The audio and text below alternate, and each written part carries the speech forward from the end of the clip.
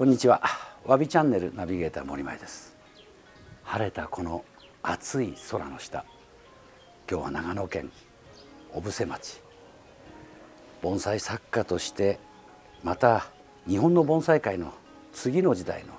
リーディングヒッターと言われる鈴木真二さんのアトリエへお邪魔しています。いろいろな思いを込めてこの小布施を開いた鈴木さん、今日は彼の今、そして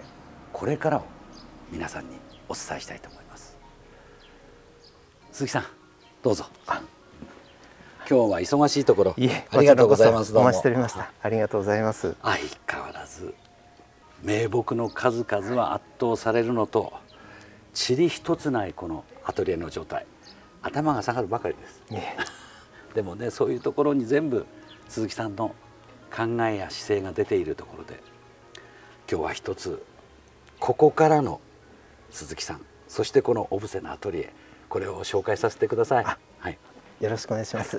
お楽しみになってください。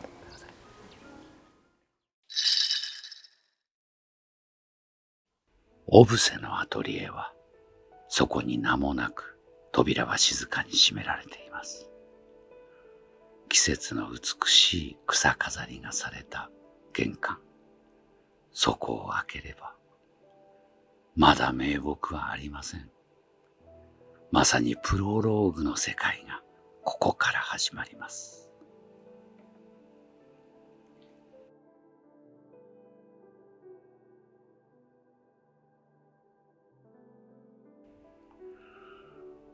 彼のアトリエの入り口には、微笑ましいような木、小さくてもいい木だなというような木が草花と一緒に並んでいます。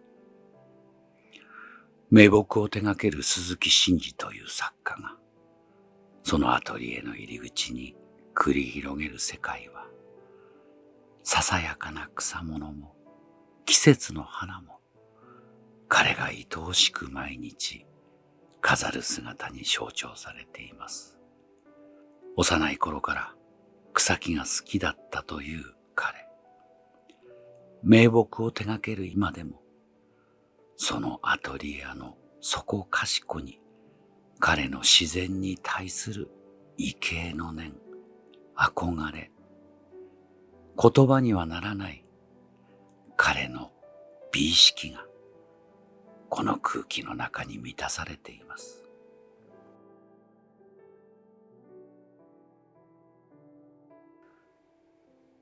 名木の作家と言われ続けた彼の日常は、名もなき草に守られて、そこに愛情を注ぐ姿が、そのまま名木への愛情へとつながっているのかもしれません。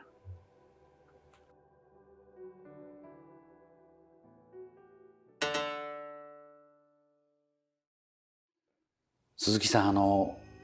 この小布施に来て確かもう30年以上経ちますかね。そうですね、30年は経ちます。2人で思い出せば、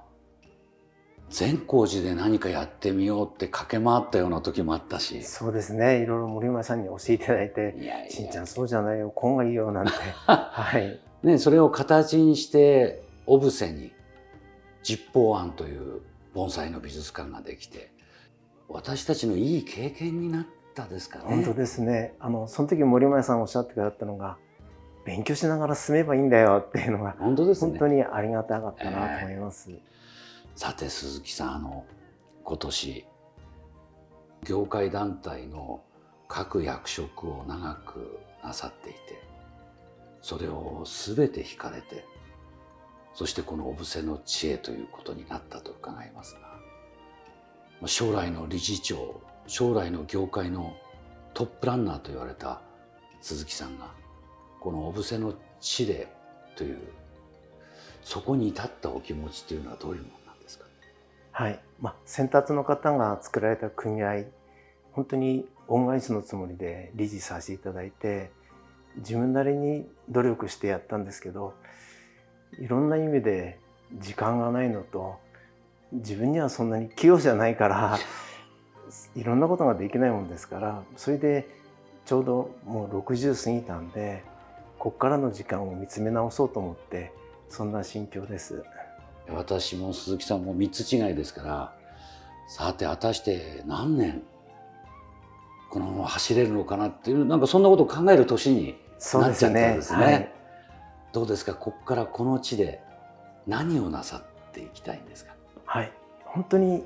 やりたいって言いますか、時間が限られてるから、亡くなった師匠から言われたいい盆栽といい弟子を作りなさいっていうことがずっと頭にあるもんですから、この地で師匠みたいにいかないけど頑張っていいお弟子さんと盆栽作ってみたいなと、本当にそれだけの時間費やしたいなと思ってます。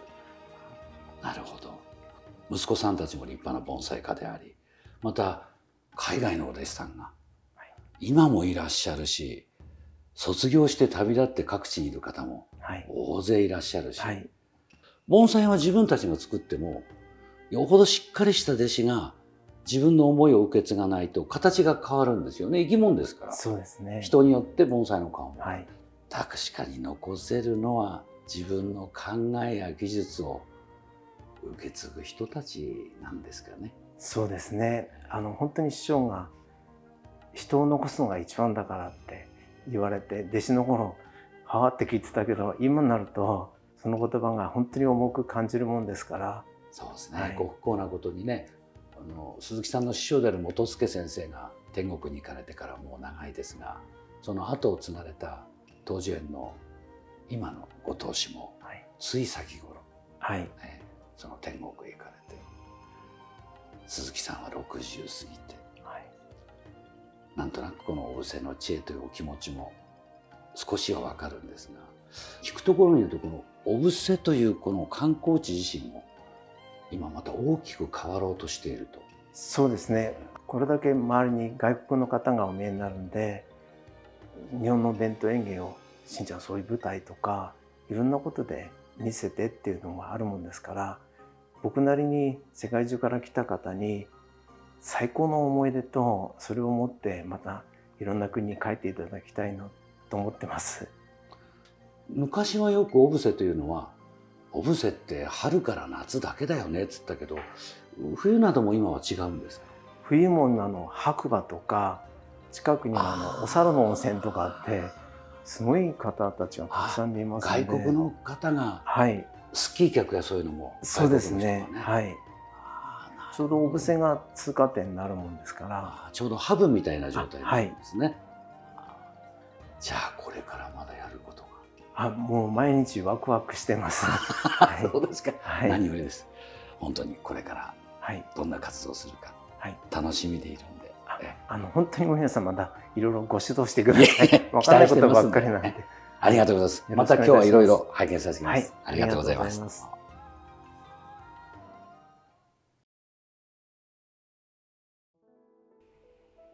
アトリエの中には圧倒的な名木群が所狭しとあります。一つ一つの行き届いた管理、草一つ生えていない培養、そしてどれもが美しく見える配置、そのすべてが鈴木伸二という作家の美意識なのかもしれません。貴重盆栽、国風展国風賞、作風展内閣総理大臣賞、大観展、各受賞作品。ここにある木々たちは、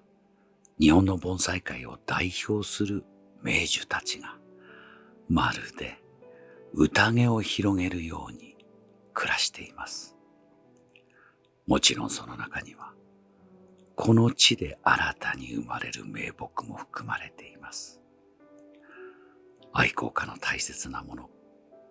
彼の所蔵作品、みかんのもの、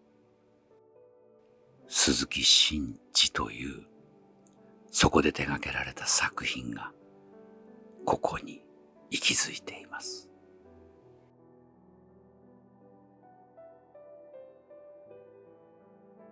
彼のアトリエに30年以上あるこの図書は、彼の盆栽作家として歩き始める金字塔となった名木です。若干30代の前半、史上最年少で日本盆栽作風展内閣総理大臣賞を取ったこの木は、名実ともに第一線最高峰の作家となった今も、彼の宝としてこの小布施の地で彼と共に息づいています。この木は亡き彼の奥さんとの長い長い物語を抱いてここに生きています。心拍の古典名木として名高い宗龍、鈴木真治氏が修行を重ねた大宮盆栽村名園東樹園の浜野元助王が長く作出に努めた木は、今小布施の地で彼のもとで健やかな日々を送っています。日本の盆栽大家高砂庵故岩崎泰三先生がお持ちだった黒松名樹。国風賞を受賞したこの木は、鈴木真治氏のもとで新たな姿への日々を送っています。心拍名樹丹頂の舞。やはり鈴木真治氏の盆栽作家としての代表的な名木です。彼が盆栽を売るのではなく作り、世にお見せして残す。この考え方の原点を作ったのが、30年前、小布施の地に開いた盆栽美術館大館。今はなきその美術館に飾られたこの心拍とともに、そこでの経験が彼の現在の活動の原点の様々なものを生み出してくれたと言えます。数ある彼の受賞歴の中で、数少ない五葉松の名木、名天ヶ家の松。空かける素晴らしいこの姿、その名は大徳寺達中宝珠院ご住職によって名付けられたものです。数々の作家としての受賞歴を重ねた末に、彼がさらに高みを求めて描いた内閣総理大臣賞の心拍。心拍の持つ恐れにも似た荘厳さを彼の技が見事に表現しました。彼が言いました。盆栽を守り伝えること、そしてもう一つが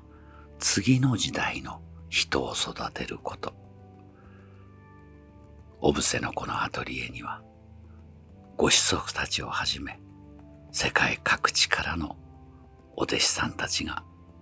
修行の中での手入れを繰り広げています。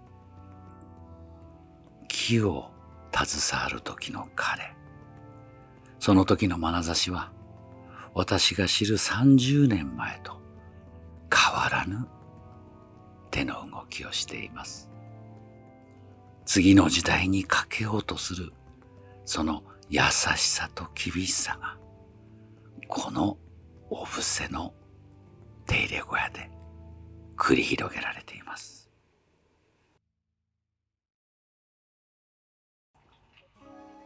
いかがだったでしょうか。名匠鈴木真治さんのアトリエ、そして彼がこれから描く世界、その一部をちょっとだけ皆さんにご紹介できたかと思います。何度来ても盆栽の別天地と言えるようなこのアトリエ、名木群だけではなく、ささやかな緑の命も大切にする彼の真心、お弟子さんたちの真摯な取り組み方、学ぶべきものが山ほどあります。彼がお弟子さんと喋ってる時の楽しそうな声、これが本来の鈴木伸二さんなのかもしれません。今日はお布施のところから皆さんにお伝えしました。わびチャンネルは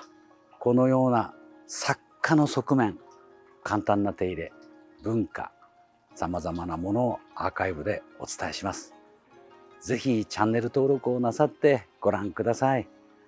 本日もご視聴ありがとうございました。